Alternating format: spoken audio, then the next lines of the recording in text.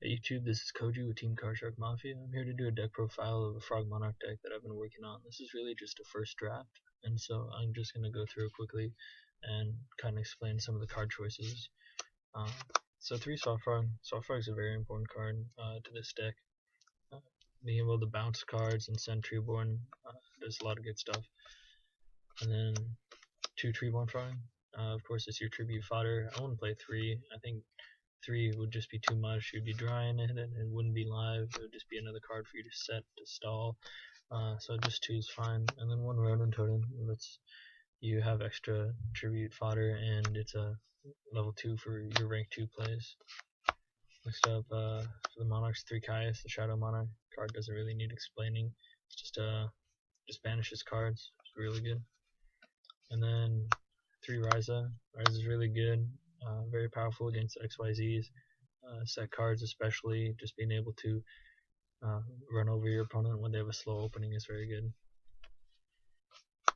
Double Dark Dust Spirit. This card is a huge play. It breaks up already established fields. It just destroys everything in its path. I think this card is really important. I'm not sure why people don't play it too. It's just a really good card. 1 Vanity's Fiend. I think I wouldn't want more than 1, but this card is just so powerful against certain decks. However, the liability of the Fire Fist matchup, things like that, is why I don't play more than 1. 1 Light and Darkness Dragon. I know a lot of people play more than 1, but I feel like if you're going to play more than 1 in the same game, then you probably should have already won that game. Light and Darkness Dragon is primarily used just to wear down your opponent's resources, and if they're able to come back after 1 Light and Darkness Dragon, I don't see how 2 is going to be any more effective. And I understand the whole you want to draw it more often, but I think that 1 is plenty. No matter what stage of the game you drop it in, it's going to be really good. Next is 3 Effect Failure. Effect Failure is really good. Negate your opponent's effect. It's a 1-star tuner. That's pretty important as well. So you play 3. And then triple Battle Fader. Battle Fader is really good. It's just extra tribute fodder. It's a 1-star for your synchro plays, and it's allows you to play the game without very passively. It allows you to play a very passive game. And then Gores. Gores is a really good defense monster. A lot of people don't see it coming these days, and so I think that's really important too.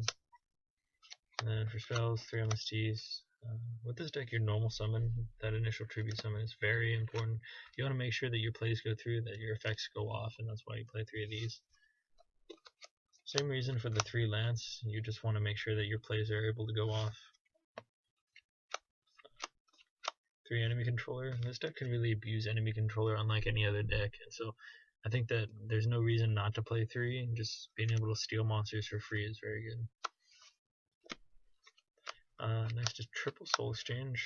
You always want to be able to tribute summon your Monarchs, and if you're unable to do that, then you're just going to end up with a lot of dead plays. And so I think having 3 is very important, if nothing else, and just to clear fields. This also baits out a lot of cards as well. Next up is Double Duality. I normally don't play Duality, but I think Duality is good, especially in the early game when you're setting up your hand and kind of setting the pace for what the rest of the duel is going to be. I think Duality is a pretty good card for that. 1 Creature Swap. Frogs have traditionally played Creature Swap just so that we can take your big monsters, but I think having more than 1 right now isn't going to be the best thing.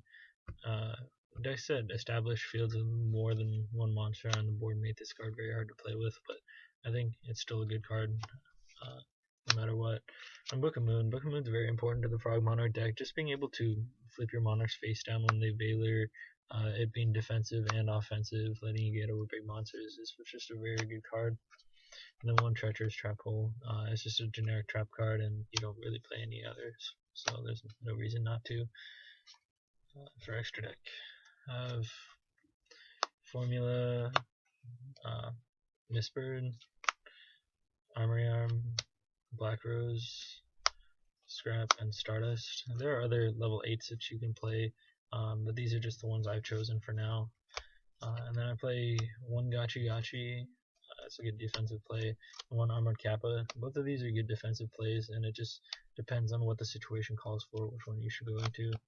I play Double Digestive Phoenix. I think the ability to do so much damage is really game breaking and puts a lot of pressure on people. So I like to play two.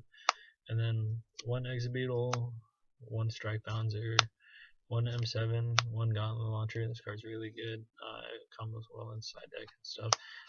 And one Gaia Charger is just a good play in general.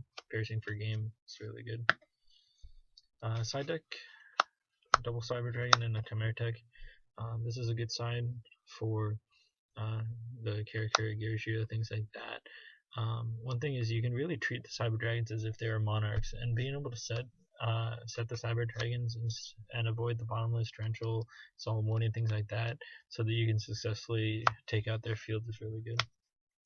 And then triple maxi. I don't think it's necessary to main all of the hand traps in the main deck, but I think the siding 3 maxis is going to be very beneficial, especially with the popularity of Hieratic Rulers. Double Trag is something that you can draw off your maxi. It's a big body. It's very good against rogue decks for some reason. I think just being a big beat stick that steals monsters is pretty good. But I don't really like it in the main, but I love it in the side. It's just really good. And then Double Trifortress Ops. A lot of people noticed the Heretic deck that was pretty popular at Nashville. I think that this card is just really good, especially in this deck against that deck, because it allows you, like, they'll go off and then you can drop this card. It's 2800, they can't get around it, and then next turn you can just Black Rose them or summon a Monarch, banish, and then Gauntlet Launcher. It's just really good, clearing fields and stuff, and stopping you from dying.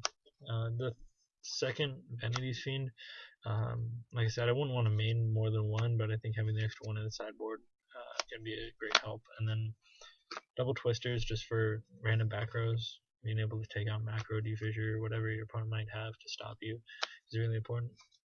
And then double Debunk, it's helpful in the mirror match, helpful against Dark Worlds, lots of against dragons is good, things like that. So remember to like and subscribe, guys, and thanks. If you have any comments or questions, go ahead and let me know so I can answer those for you.